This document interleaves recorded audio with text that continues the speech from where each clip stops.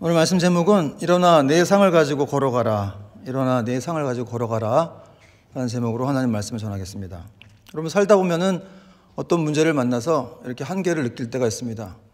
그래서 건강이 극도로 나빠졌을 때라든지, 또 경제적인 위기를 만났을 때라든지, 또 이렇게 해결할 수 없는 어떤 큰일을 만나면 우리가 한계를 느낍니다. 근데 여러분, 어떻게 보면 모든 사람이 다 이렇게 한계적인 그런 문제에 직면할 때가 많이 있지 않습니까? 그래서 우리는 다 문제 앞에 서 있죠. 예수 믿어도 문제가 있습니다. 예수 믿으면 문제가 없을 줄 알았는데 예수 잘 믿어도 문제가 있습니다. 그러므로 문제를 피해갈 수는 없습니다. 그런데 여러분, 하나님이 이렇게 우리 인생 가운데 이렇게 소망 없게 두신 것이 아니라 우리에게 이런 문제들을 해결할 수 있는, 극복할 수 있는 방법을 하나 주셨는데, 그게 바로 믿음이라는 것이죠. 그럼 성도에게는 믿음이 참 중요합니다. 우리가 이렇게 믿음으로 시작해서 믿음을 가지고 살다가 믿음을 가지고 천국에 들어간다고 할 수 있는데, 여러분, 답이 없는 것처럼 보이지만 사실은 답이 있습니다. 우리가 성령의 강한 능력으로 무장하고 또 그리스도를 향한 이 절대적인 믿음을 가질 때 정말 여리고성이 무너지기도 하고 홍해가 갈라지기도 하는 그러한 일들이 우리 삶 가운데 있다는 것이죠. 여러분, 믿으십니까? 오늘 본 말씀을 통해서 하나님이 우리에게 원하시는 것은 어떤 믿음이고 또 어떠한 삶인지를 좀 살펴보겠습니다. 첫 번째는 이 진정한 친구와 이웃은 누구인지 오늘 또 본문 말씀이 얘기해 주고 있고요. 또 참 믿음은 무엇인지를 보게 해 주는데요. 오늘 본문에는 한 중풍병자가 나옵니다. 이 중풍병자. 중풍병은 지금도 그렇지만 당시에도 굉장히 무서운 병이었죠. 그래서 중풍병만은 절대 낫지 않는다라는 그런 인식을 가지고 있었습니다. 이 중풍병을 원어로 보니까 파랄리오라고 되어 있어요. 이게 신체의 사지가 마비된 자, 이런 뜻입니다. 여러분, 보통 이 병들이 상태에 따라서 걷기도 하고 팔다리가 움직여지기도 하는데, 이 중풍병은 사지가 마비되었기 때문에 평생토록 일어날 수도 없고 또 움직일 수도 없는 그런 좀 고통스러운 아주 힘겨운 병이었다는 것이죠.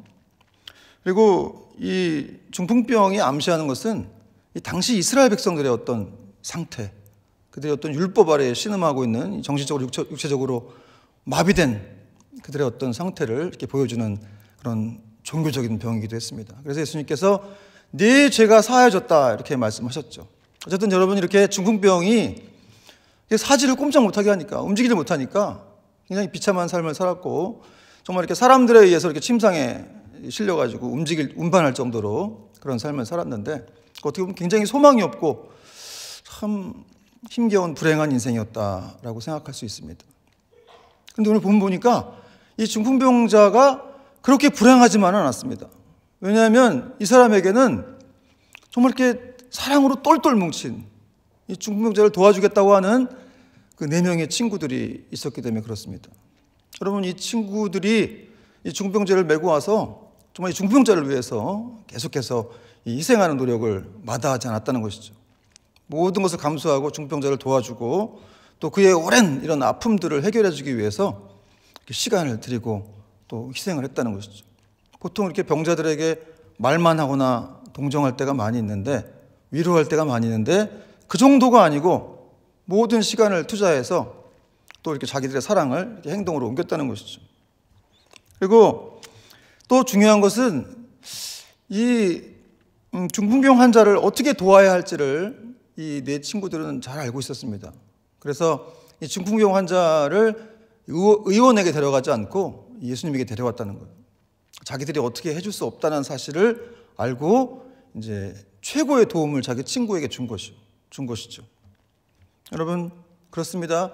최고의 도움은 바로 이렇게 예수님에게 데려가는 거예요. 예수님에게 데리고 가서 그분을 만나게 하는 것인 줄 믿으시기 바랍니다.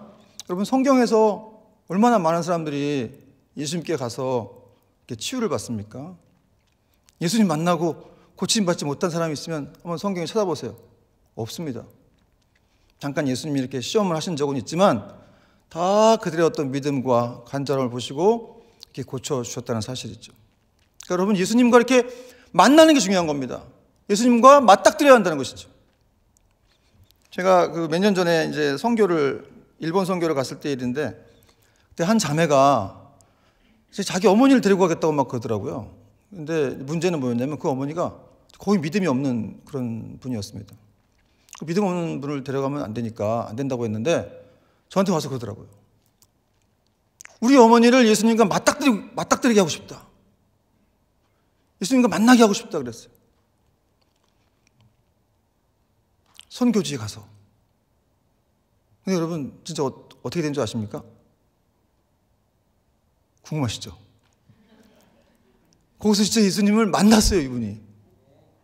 불신자였는데 정말 선교지 가서 예수님을 만났습니다. 여러분, 선교지에는 특별하게 이렇게 성령님이 역사하시는 그런 게 많거든요. 저는 정말 제가 설교를 잘 못하는데 선교지 가면 설교 잘합니다.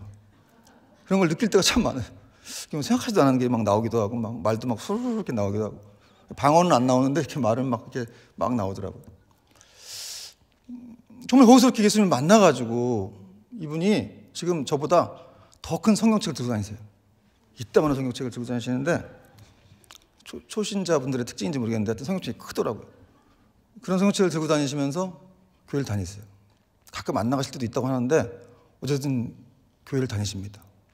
근데 진짜 그분이 굉장히 이렇게 예비된 분이었구나라는 생각을 한 게 요리를 얼마나 잘하셨는지 그 코리안 파티나 이런 거 할 때 200인분 막 준비해야 되는데 저희 막 그분 혼자서 진짜 거의 백종원 거의 그런 분들이에요. 정말 200인분을 다 혼자 하셔가지고 이렇게 떡볶이, 불고기, 잡채 이렇게 해갖고 다 일본 사람들 주고 그래서 정말 그렇게 은혜롭게 마치고 돌아왔습니다. 여러분 별거 아닌 것 같은데 정말 이게 예수님을 만나는 거, 그분을 맞닥뜨리게 한다는 거, 그게 중요하다는 거예요. 여러분 이 내 친구들은 그걸 알았다는 것이죠. 자기들은 답이 없으니까 예수님을 만나게 해야 된다. 데리고 왔다는 것이죠.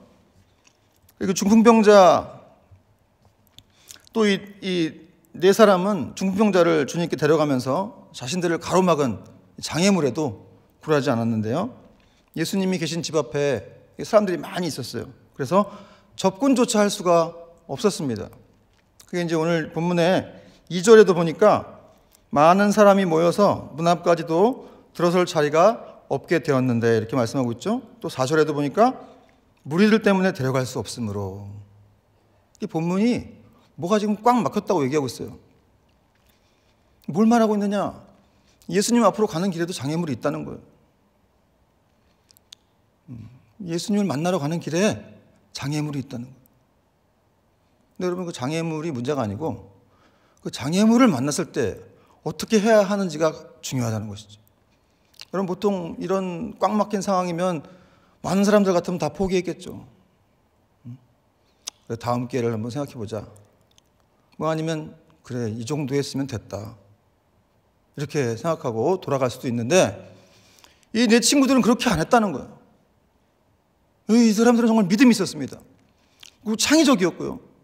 어떤 자기들이 원하는 것을 위해서 독창적인 방법을 찾아내가지고 결국 어떻게 했습니까?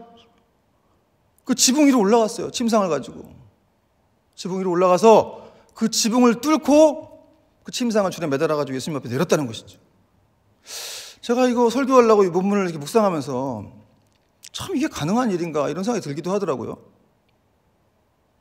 왜냐하면 침상이 큰데요.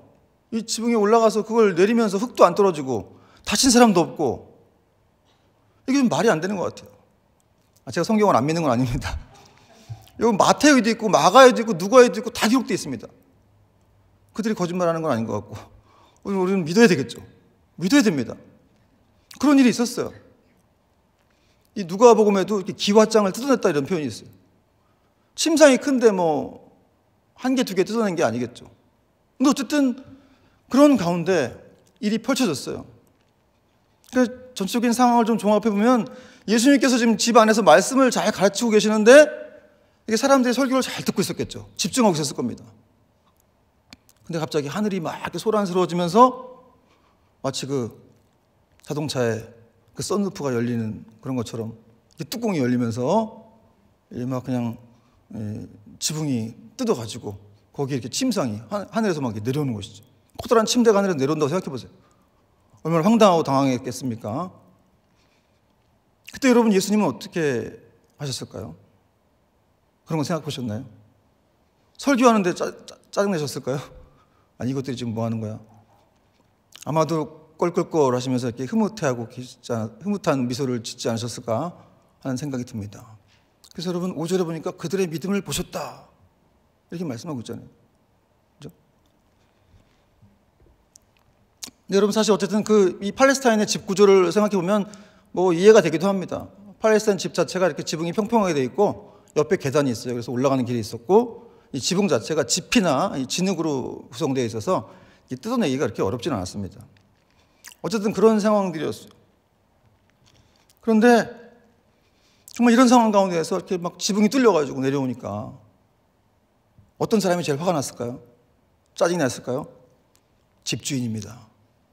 집주인은 지붕이 열리는 걸 보고 자기 뚜껑이 열렸을 때 굉장히 화가 났을 거예요. 아니, 이게 도대체 남의 집을 이렇게. 여러분, 중풍병자를 데려온 이 네 친구들, 네 사람들은 남의 집 지붕을 뜯었어요, 지금. 그러니까 비난받을 일을 한 거죠. 근데 왜 그런 일을 했습니까? 자기들이 떨어질 수도 있잖아요. 낙상의 위험도 있고, 뭐 높이가 어느 정도 되는지 모르겠는데 떨어지면 죽을 수도 있는 거 아닙니까? 그 위험을 무릅썼다는 거예요. 왜? 자기 친구를 살리기 위해서, 자기 이웃을 살리기 위해서. 여러분, 우리도 이렇게 생명을 살리기 위해서 우리가 이런 위험도 무릅써야 된다는 것을 성경은 지금 말씀하고 있습니다. 그럼 여기서 한번 믿음은 무엇인가? 믿음이 도대체 뭐냐? 믿음을 한번 생각해 보고 싶은데요. 여러분, 진정한 믿음이란 길이 없으면 돌아가는 것이다, 그거 아니라는 거예요. 길이 없으면 돌아가는 게 아니고 길을 만들어내서라도 가야 된다는 것이죠. 그게 믿음입니다. 여러분, 믿음이란 거는 이렇게 도전적인 요소와 아주 열심적인 요소를 또 내포하고 있죠. 보통 우리가 종종 눈앞에 어려움이 있고 난관이 있으면 이 주님께로 가는 길을 다 포기해요. 다 안 가려고 그래요. 그러나 믿음은 그런 게 아니라는 것이죠. 믿음은 우리의 상황과 한계를 뛰어넘는 겁니다. 내 생각의 한계를 벗어나는 것이죠. 불가능을 가능케 하는 것, 그것이 믿음입니다. 여러분, 중풍병자를 데려온 이 네 친구들을 보면 어떤 사람이 생각나냐면 야곱이 생각납니다. 야복 강가에서 야곱이 어떻게 했어요? 하나님이 축복하시지 않으면 안 가겠다, 그리고 버텼죠. 이 중풍병자를 데려온 네 친구에게서 그런 모습이 보입니다. 여러분, 남아프리카의 성자이자 겸손이라는 책을 썼던 앤드류 머레이가 이런 말을 했는데, 우리에게는 불가능한 일을 매우 즐기시는 하나님이 계시다. 약 올리시는 우리에게는 불가능한 일을 매우 즐기시는 하나님이 계시다. 뭐 그분이 우리가 불가능한 거에 대해서 이렇게 좀 뭐 이렇게 보고 이렇게 뭐 이런 게 아니라, 우리에겐 불가능하지만 하나님에겐 그것이 불가능하지 않다라는 것이죠. 그리고 또 이런 말 했어요. 그러므로 믿음은 하나님을 향해 모든 기대를 뛰어넘을 것을 기대한다. 불가능을 즐기시는 하나님이 계시기 때문에 그 믿음은 모든 기대를, 하나님을 향한 그 모든 기대를 뛰어넘을 것을 기대한다는 것이죠. 말이 어렵죠? 어쨌든 뭐 쉽게 얘기하면 이 믿음엔 한계가 없다는 거예요. 여러분, 이성과 지성과 논리에는 한계가 있지만 믿음은 그걸 초월한다는 것이죠. 여러분, 또 하나, 오늘 믿음이란 무엇인가? 믿음은 이 중풍병자를 데리고 온 친구들처럼 혼자 움직일 수 없는 연약하고 병든 영혼들을 돌보는 거예요. 그리고 그들을 주님께로 인도하는 것이라는 것을 오늘 또 알려주고 있습니다. 여러분, 이 병든 영혼들은, 불신 영혼들도 병들었죠. 그들도 주님께로 데려와야 됩니다. 그들은 스스로 움직일 수가 없다는 거예요. 오늘 중풍병자가 스스로 움직일 수 없어서 친구들이 도왔던 것처럼 우리가 그 불신 영혼들, 병든 영혼들을 혼자 움직일 수 없으니까 데리고 와야 한다는 거예요. 스스로 온 사람도 있지만 대부분의 경우는 바울에게 전하는 자가 없이 어찌 들으리요? 전해야 된다는 것이죠. 전 D.L. 무디라는 사람을 참 좋아하는데 D.L. 무디가 이런 말도 했더라고요. 그토록 많은 하나님의 자녀들이 벙어리라는 사실은 매우 슬픈 일이다. 벙어리랍니다. 그토록 많은 하나님의 자녀들이 벙어리라는 사실은 매우 슬픈 일이다. 그렇지만 그것은 사실이다. 교회에는 그러한 자들로 가득 차 있다. 그들은 정치, 사회, 경제, 예술에 대한 이야기들은 곧잘하지만 하나님의 아들에 대해서는 말하지 못한다. 찔리는 말이죠. 시사하는 바가 큽니다. 의미심장한 말이에요. 정치, 사회, 경제는 잘 얘기하는데 하나님의 아들은 잘 말 못한다는 거예요. 여러분, 우리가 그 병든 영혼들 데리고 와야 된다는 거예요. 움직일 수가 없어요. 그들을 데리고 와야 한다는 거예요. 우리가. 물론 데리고 오면서 오늘 이 중풍병자들에게 있었던 어떤 장애물처럼 뭐 사탄이 방해할 수도 있고 사람들이 막 몰려 있을 수 있고 그렇겠죠. 그럼에도 불구하고 여러분, 오늘 이 네 친구들이 승리했다는 사실을 우리가 기억해야 됩니다. 이들의 믿음과 사랑과 헌신을 기억해야 됩니다. 두 번째는 주님이 이 죄사함의 권세를 드러내셨는데요. 5절 말씀 같이 한번 읽겠습니다. 5절 말씀 시작. 중풍병자에게 이르시되 작은 자야 내 죄사함을 받았느니라 하시니. 여러분, 주님은 이런 중풍병자를 고쳐주시기 전에 먼저 죄사함의 그 은혜를 선포하세요. 그러니까 이것은 이 주님 자신이 어떤 단순한 기적만을 행하는 자가 아니라 나는 대제사장이며 이 죄인들의 죄를 사하는 권세가 있는 그런 하나님이심을 선포하신 거예요. 사실 어떻게 보면 이 본문에서 오늘 이 구절이 제일 중요하다고 할 수가 있는데, 왜냐하면 여러분, 여러 권세들이 있죠. 말씀의 권세, 병 고치는 권세, 또 귀신을 내쫓는 권세, 이런 권세가 다 있는데 그 중에서 가장 중요한 것은 바로 이 죄를 사하는 권세라는 거예요. 왜냐하면 이것은 하나님밖에 할 수 없기 때문에. 여러분, 사도들이 병을 고치기도 하고 귀신을 내쫓기도 하고 그랬어요. 그러나 죄는 사하지 못한다는 것이죠. 여러분, 이렇게 주님께서 죄를 사하신다는 권세가 있다고 말씀하시자 이 서기관들이 비난하죠. 6절과 7절 말씀 제가 읽겠습니다. 6절 7절. 어떤 서기관들이 거기 앉아서 마음에 생각하기를 이 사람이 어찌 이렇게 말하는가? 신성 모독이로다. 오직 하나님 한 분 외에는 누가 능히 죄를 사하겠느냐? 하나님 바로 앞에 있는데 못 알아보죠. 어리석습니다. 여러분, 서기관들이 왜 그 예수님 앞에 앉아 있을까요? 여러분처럼 이렇게 말씀 잘 듣고 은혜 받으려고 왔을까요? 아니죠. 어떻게든 무슨 얘기 하나 들어보고 다 이렇게 수첩에 적어가지고, 예? 뭔가 이렇게 좀 약점 잡아가지고 꼬투리 잡아가지고 넘어뜨리려고. 여러분, 여기 이렇게 설교 같은 거 자꾸 적고 그러시면 안 됩니다. 꼬투리 잡고 막 이렇게 넘어뜨리고 그런 있더라고요. 그거 보면.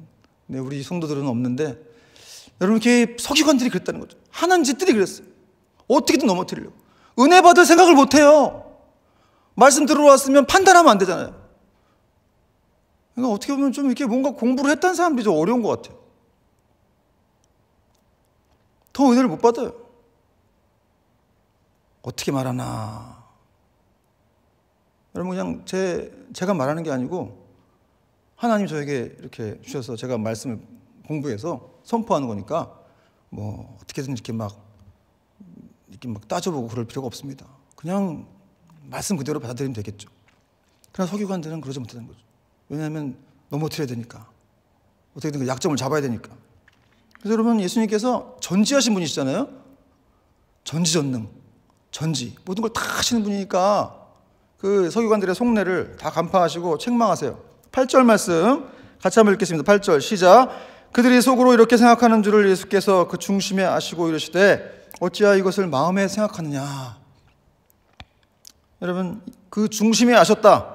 예수께서 그 중심에 하셨다. 이 중심에 하셨다는 말은 예수님이 그의 영으로 정확히 하셨다, 이런 뜻이에요. 원문적으로 그의 영으로 정확히 하셨다. 그러니까 어떤 그 예수님의 신성을, 예수님이 하나님이심을 나타내는 그런 표현이거든요. 여러분, 그렇습니다. 주님은 우리의 마음속 깊은 곳까지 다 간파하시는 분이시죠. 여러분, 저는 지금 여러분이 무슨 생각하는지 몰라요. 그러나 우리 주님은 다 알고 계신다는 거죠. 여러분들 중에는 예배 빨리 끝냈으면 좋겠다, 이런 생각하는 분들도 있겠고, 벌써 1살 더 먹었구나, 올해는 또 어떻게 살아가야 되나, 설교 중에도 그런 생각하는 분들이 계신지 모르겠지만 주님이 그런 생각을 다 알고 계신다는 것이죠. 여러분, 또 한편으로 이렇게 주님이 우리의 모든 마음속 깊은 생각까지 다 알고 있다는 게 큰 위로가 되기도 해요. 왜냐하면 우리 마음속에 응어리져 있는 그런 상처라든지 이런 또 위로받아야 될 그런 부분들이 있지 않습니까? 그런 마음들을 주님이 다 알고 계시다는 거죠. 그래서 우리 마음속 깊은 곳까지 살펴보시기 때문에 하나님이 만져줄 수 있는 분이십니다. 그러니까 여러분, 우리가 아무리 겉으로 믿습니다, 믿습니다 해도 소용없어요. 왜냐하면은 마음속으로 믿는 것이 진짜이기 때문에 그렇죠. 마음속으로 믿어야 됩니다. 겉으로 믿습니다 해도 마음속으로는 다른 생각할 수가 있지 않습니까? 우리 주님은 마음속 깊은 동기까지 살피시는 분이기 때문에 그렇습니다. 여러분, 아브라함 부인 사라가 90세에 하나님이 이렇게 아이를 주신다고 하시니까 장막 뒤에서 비웃었어요. 창세기에 나오죠. 그랬더니 하나님이 왜 사라가 나를 비웃냐? 속으로 비웃었는데 하나님이 그걸 아셨죠. 그래서 사라가 화들짝 놀래가지고 저 안 비웃었습니다. 그랬더니 아니다, 네가 나를 비웃었다 그랬습니다. 여러분, 우리 좀 거리가 떨어져 있긴 하지만 우리 옆 사람에게 한번 인사해 볼까요? 비웃음은 건강에 해롭습니다. 여러분, 하나님 말씀을 비웃으면 안 됩니다. 믿어야죠. 여러분, 신성모독이라고 비웃는 서기관들에게 주님이 다시 한번 자신이 죄를 사하는 권세가 있음을 알게 해주십니다. 9절과 10절 같이 한번 읽겠습니다. 9절 10절 시작. 중풍병자에게 네 제상을 받았느니라 하는 말과 일어나 네 상을 가지고 걸어가라 하는 말 중에서 어느 것이 쉽겠느냐. 그러나 인자가 땅에서 죄를 사하는 권세가 있는 줄을 너희로 알게 하려 하노라 하시고 중풍병자에게 말씀하시되. 그렇습니다. 여러분, 주님은 알기를 원하신다는 거예요. 알기를. 알게 하려 하노라. 뭘 알게 하시는 겁니까? 오직 주님만이 이 죄 사하는 권세가 있음을 그걸 너희가 알기를 원한다 이렇게 말씀하신 거예요. 그래서 여러분 물으신 거예요. 네 상을 들고 가라 하는 것과 네 죄를 사 받았느니라 중에서 뭐가 더 쉽겠느냐? 뭐가 더 쉽겠습니까? 상을 들고 걸어가라는 말도 쉽죠. 그건 사람도 할 수 있으니까. 병자를 치유하기도 하고 사도들이 그랬으니까. 그러나 죄 사함 받게 하는 건 안 된다는 거예요. 그건 하나님의 권세라는 것이죠. 그러니까 여러분, 이 죄 사함 받게 하는 권세는 어떤 사람도, 어떤 천사도 안 돼요. 오직 하나님의 권세이시고 그 권세를 위임받은 우리 예수 그리스도의 권세라는 사실입니다. 여러분, 죄인된 인간이 하나님 앞에서 누리는 최고의 은총이 뭡니까? 죄 사함의 은총입니다. 할렐루야. 여러분, 이번 크리스마스 때 선물 받으셨어요? 아픈데 왜 찔르냐고. 이번 크리스마스 선물 못 받으셔도 상관없어요. 여러분, 우리는 이미 엄청난 선물을 받았어요. 하나님의 아들을 통한 우리가 구원의 선물을 받았기 때문에 그렇습니다. 여러분, 또 성경은 이 하나님의 자녀가 되면 영적인 권세가 임한다 또 이렇게 말씀하고 있죠. 요한복음 1장 12절 보니까 영접하는 자 곧 그 이름을 믿는 자들에게는 하나님의 자녀가 되는 권세를 주셨으니. 여러분에게는 여러분 직업이 어떻고 가진 돈이 어느 정도 모르겠지만 영적인 권세가 다 있는 거예요. 그걸 모르니까 영적인 권세 눈에 안 보인다고 그게 없는 줄 알고 어깨도 못 피고 불안해하고. 여러분, 어느 부모가 자녀를 버립니까? 하나님 자녀라고 말씀하고 있잖아요 지금.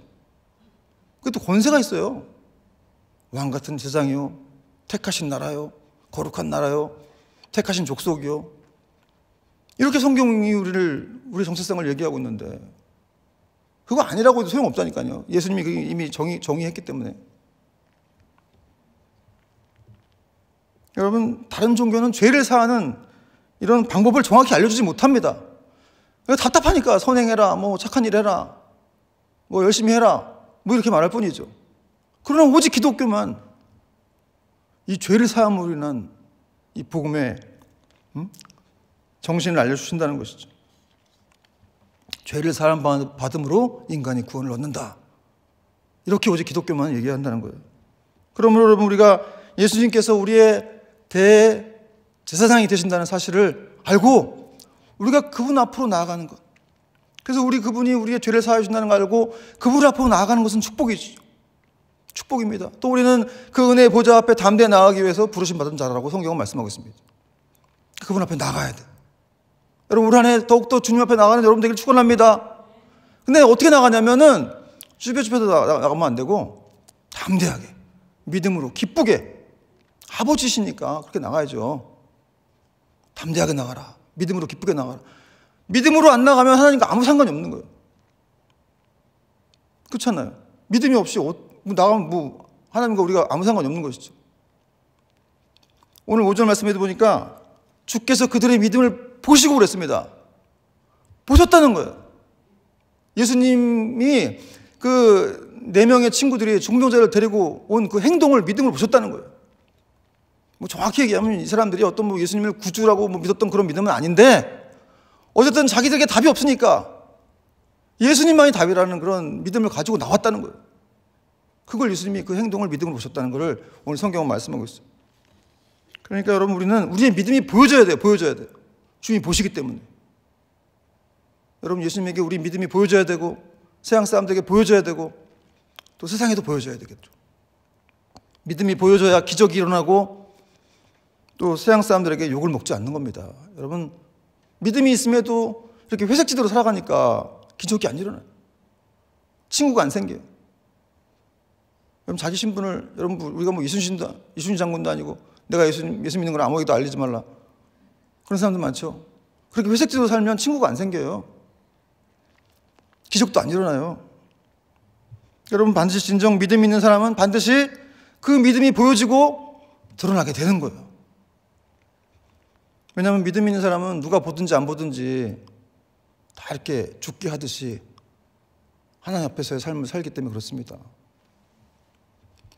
회사를 가도 공부를 해도 심지어 음식을 만들어도 최선을 다해서 죽게 하듯 해야 되니까 주님께 드려야 되니까.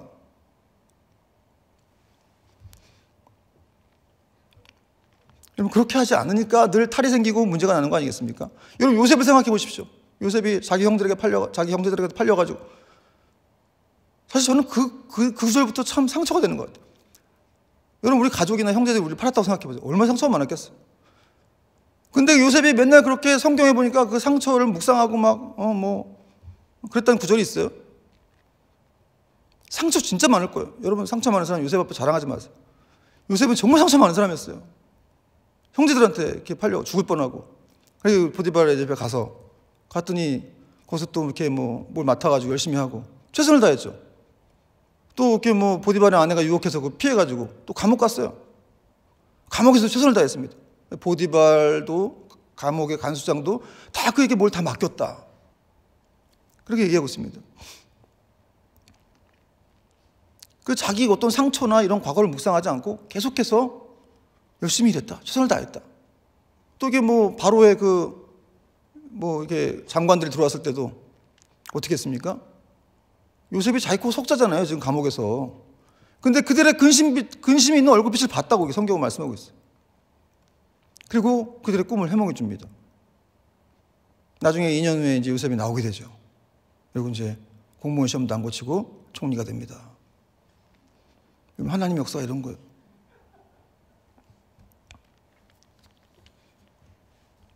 여러분 예전에 그 백종원 씨가 이 TV 골목식당 하면서 그런 말을 했어요. 보니까 정말 이렇게 준비가 안 된 사람들이 많더라. 장사를 하긴 하는데 준비가 안 된 사람이 너무 많더라는 거예요. 그러면서 내가 힘들면 손님이 즐겁고 내가 편하면 장사는 망한다. 그런 명언을 남겼는데 어쨌든 여러분 배울 게 있다고 생각합니다. 여러분 진짜 이렇게 장사 잘 되는 그런 집들 보면은 이렇게 밑반찬 하나라도 정말 정성스럽게 잘 만들고. 제가 어디 무슨 프로를 보니까 우동 국물을 만드는데 새벽 3시, 4시까지 계속 우려내고 또 약재 넣고 이러더라고. 그 얼마 안 되는 우동도 그렇게 만들어요. 그러니까 거기 사람들이 줄을 서요. 여러분 세상에 공짜는 없습니다. 대가를 치러야 한다는 것이죠. 믿음도 마찬가지입니다. 희생과 대가를 치러야 한다는 거예요. 십자가를 져야 부활의 영광이 있다는 사실입니다. 말씀의 결론을 맺겠는데요. 이런 중풍병자가 평생을 상에 의지해 살아왔어요. 거의 상을 영위해서 살아왔다고 해도 과언이 아니에요. 근데 여러분 하나님의 은혜와 자비가 그를 붙들었던 그 옛삶의 터전을 변화시켜버립니다. 그 11절과 12절 말씀 보겠습니다. 11절과 12절 같이 한번 읽어볼게요. 시작. 그가 일어나 곧 상을 가지고 모든 사람 앞에서 나가거늘 그들이 다 놀라 하나님께 영광을 돌리며 이르되 우리가 이런 일을 도무지 보지 못하였다 하더라. 그럼 예수님께서 내가 내게 이르노니 일어나 내 상을 가지고 걸어가라 이렇게 말씀하시니까 이렇게 저처럼 소리도 안 지르셨을 것 같아요. 워낙 말씀의 권세가 대단하신 분이니까 걸어가라 이렇게 했더니 정말 평생을 이렇게 상에 살면서 한 번도 일어나 보지 못한 중병자가 일어나는 기적이 일어납니다. 벌어지게 됩니다. 여러분, 그리스도가 행한 일은 전례가 없는 일이었어요. 그래서 오늘 사람들이 뭐라고 했냐면 이런 일을 도무지 보지 못하였다. 여러분, 우리 주님께 나아가는 자들에게는 항상 우리가 도무지 보지 못한, 한 번도 경험하지 못한 그런 축복과 변화가 따르게 된다는 사실입니다. 여러분, 이제 중풍병자는 더 이상 상 위에서 생활하지 않아도 됩니다. 오히려 그 상은 이제 고추장스러운 곳이 되어버렸죠. 중풍병자가 들어올 때의 절망의 자리가 이제 감격과 기쁨의 자리가 돼서 나가게 된 겁니다. 여러분, 오늘 주님은 우리에게도 이렇게 말씀하세요. 일어나라! 일어나 네 상에 절망의 상을 들고 일어나 걸어가라. 여러분, 오늘날에도 얼마나 많은 사람들이 이렇게 절망과 상처와 아픔과 이 슬픔의 침상에 누워있는지 몰라요. 여기 누워서 안 일어나요. 근데 거기 누워있으면 소망이 없거든요. 그 과거에서 일어나야 됩니다. 그 상처에서 일어나야 된다는 거예요. 여러분, 우리 힘으로는 못 일어나지만 우리 주님의 힘을 의지하면 가능합니다. 여러분, 그래서 예수 그리스도의 이름을 의지해서 일어나는 거예요. 여러분의 상처와 두려움과 공포, 불안이 있습니까? 거기다 선포하세요. 예수님의 이름을 선포하세요. 여러분, 우리에게 믿음을 주셨어요. 여태까지 우리가 20년, 30년 신앙생활을 했는데 그거 다 이때 써먹으라고, 그 위기 때 써먹으라고 주신 거예요. 그걸 선포해야 돼. 그 이름의 능력을 선포해야 돼. 우리에게는 능력이 없지만 우리 예수님의 이름에 능력이 있다는 거죠. 그걸 선포할 때 놀라운 축복이 벌어지게 될 겁니다. 여러분, 병을 고침받은 중병자는 들고 나간 침상을 쓰레기통에 버렸을 거예요. 그동안 정들었던 거라 계속 갖고 다녔을까요? 침상? 아니죠. 새로운 피조물이 됐으니까 이제 과거는 필요 없는 겁니다. 여러분, 우리는 새롭게 탄생한 하나님의 자녀들입니다. 그래서 우리도 버려야 한다는 거죠. 우리를 억누르는 상처들, 절망, 슬픔들, 그런 그 침상들을 다 이렇게 버려야 한다는 것이죠. 여러분, 오늘은 2020년 새해 첫날입니다. 여러분, 새해 복 많이 받으십시오. 여러분도 주변에 인사하시죠. 새해 복 많이 받으십시오. 여러분, 올 한해는 무엇을 하실 생각이십니까?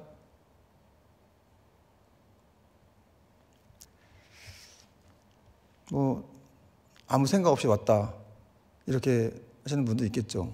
괜찮습니다. 여러분, 사람이 계획할지라도 그 걸음을 인도하시는 분이 하나님이시다 이렇게 말씀하고 있기 때문에 사실 우리 계획이 그렇게 중요한 건 아니에요. 여러분, 제가 오늘 마지막 예언을 드리고 마치겠는데요, 제가 아주 요즘 이분 때문에 굉장히 신이 납니다. 굉장히 신이 나요. 이분이 이게 30년 만에 인생 역전을 하신 분이에요. 양준일이라는 가수인데 혹시 아십니까? 양준일. 굉장한 신드롬을 일으키면서 지금 스포트라이트를 받고 있는 한 사람인데, 이분이 최근에 이렇게 30년 동안 고생하다가 이렇게 떠서 최근에 이렇게 수천 명을 만나는 팬미팅도 하고, 또 얼마 전에 기자 간담회도 했어요. 근데 기자들이 한 3명 올 줄 알았는데 몇십 명이 와가지고 깜짝 놀래가지고 정말 날 보러 온 게 맞냐 이런 말을 했습니다. 여러분이 이 양준일 씨가 기자 회견장에서 한 말이 있어요. 뭐라고 얘기했냐면, 너무나도 신기한 게 더 이상 원치 않으니까, 내가 버리니까 모든 것이 다 이루어졌다는 거다. 다시 하겠습니다. 너무나도 신기한 게 더 이상 원치 않으니까, 내가 그걸 다 버리니까 모든 것이 다 이루어졌다. 여러분, 저는 여기에 비밀이 있다고 생각을 합니다. 여러분, 우리가 내려놔야 돼요. 버려야 합니다. 여러분, 기독교는 비우고 버릴 때 채워주는 종교 아니겠습니까? 우리 주님께서 하늘의 영광을 버리시고 이 낮고 낮은 땅으로 오셔서 십자가를 지셨어요. 다 버리신 거예요. 비우신 거예요. 그리고 부활의 영광을 얻으셨죠. 여러분, 우리를 붙잡고 있는 어떤 상처가 있습니까? 절망이 있습니까? 그 모든 것들을 올 한해 다 버리고 그 구습은 다 버리고 온전히 주님만으로 채우는 은혜가 있기를 축원합니다. 여러분, 어떤 장애가 있다 할지라도 결코 주님을 만나고 그분을 알아가는 일을 중단해서는 안 됩니다. 계속해서 그분을 만나야 돼요. 왜냐하면 여러분, 예수님은 인간의 육체뿐 아니라 이 죄의 문제, 영적인 이 구원의 문제까지도 다 해결해 줄 수 있는 유일한, 우리를 영생으로 인도하실 수 있는 유일한 하나님이시기 때문에 그렇습니다. 이 주님과 함께 올 한해도 우리가 순례의 걸음을 걷기를 축원합니다. 여러분의 믿음을 내어 보내십시오. 주님께 보여주십시오. 우리의 믿음의 행동과 기도가 기적을 일으키게 할 것입니다. 우리 찬양하고 기도하도록 하겠습니다. 우리 다 같이 일어나 찬양하겠습니다. 예수 나의 좋은 치료자 찬양하겠습니다.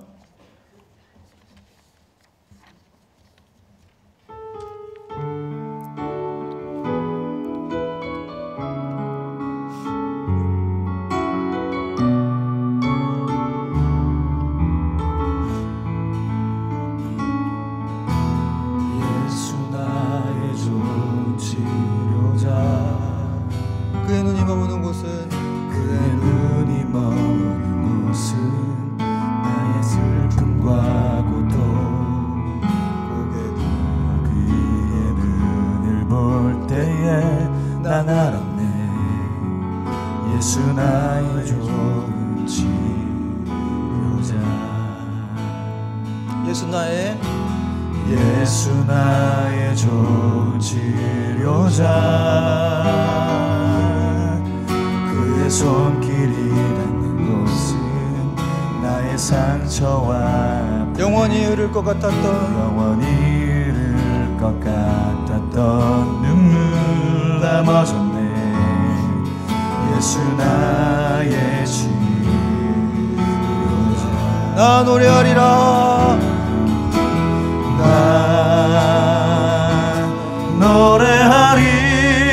노래하리라. 천한 나를 돌아보신 구세주를 찬양해. 하늘 닿는 곳까지 내 손 들리라. 예수 나의 치료자.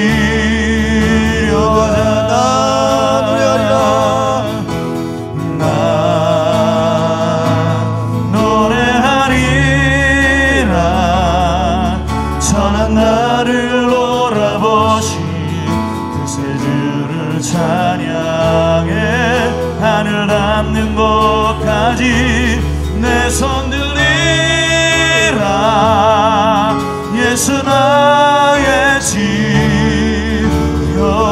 마지막으로 나 노래하리라.